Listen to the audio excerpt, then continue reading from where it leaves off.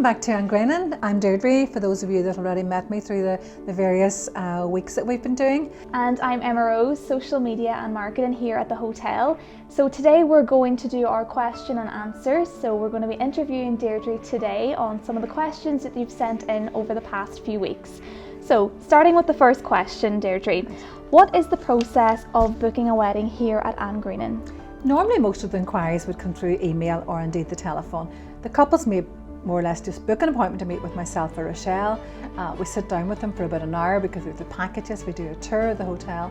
If they're interested, we can provisionally hold a date for them, and that provisional hold stays for 2 weeks. But then within the 2 weeks then they have to firm up with their deposit, which is either €800 or it's 670 sterling, bearing in mind that we do give you 120 on your sterling, which is a nice lucrative exchange rate there. And then once they pay their deposit and complete their contract, that's them in our system, and they are my one wedding a day. After a couple have booked a wedding with you here at the hotel, when then is the next meeting? Normally I wouldn't meet a couple until 6 weeks prior to their wedding, to be honest with you. But that's not to say that if somebody has an issue that they want clarified or they're worried about something, they can just pick up the phone or drop me an email and they can arrange to come down and meet with me. One of the most important things about a wedding, the table plan. How do you go about sorting out the table plan for couples? Well, thankfully, EmmaRose, that's not my job. That belongs to the couple, so it does. There's no hard and fast rule from it. Some people decide that they want one, others don't want one.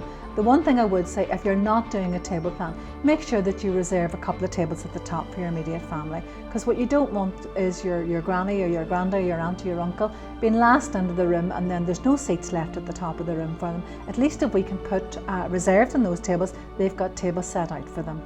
Does the hotel have a policy on speeches, or do you have any tips for speeches? We don't have a policy as such, but we do ask the couples to have their speeches either before or after dinner, and we leave that decision to them.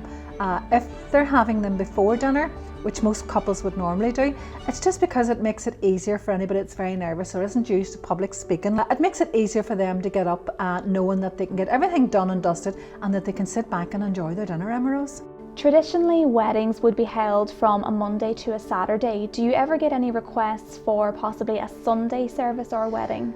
Under normal circumstances, no, we wouldn't have got them, but quite recently we are getting requests for Sunday weddings, and I think it boils back down to the fact that the circumstances that we're in at the moment and COVID, that ourselves and other venues out there are running out of dates for 2022 and 2023 because those dates have been taken up by couples that have postponed their wedding from 2021 to 2022. I suppose the Sunday wedding really is to get your priest or your minister behind you. While we have no issue actually doing the Sunday wedding, it entirely falls back to the priest or the minister.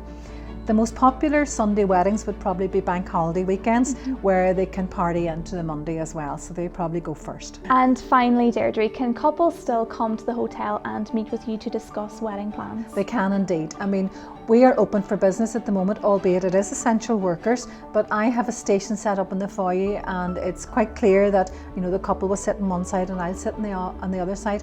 And the nice thing about it at the moment is that because we're only open for essential workers, there's no traffic about the hotel. So it gives me more freedom to walk around the hotel with the couple, the 6 foot in front of them so they're coming behind us.